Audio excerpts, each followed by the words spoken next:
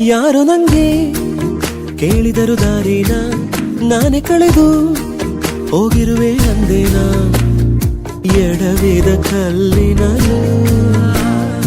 ಅವಳನೆ ಕಾಣುವೇನ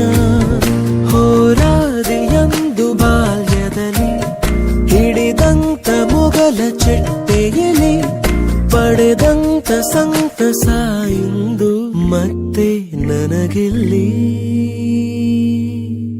ಸಲುಗೆ ಸಲುಗೆ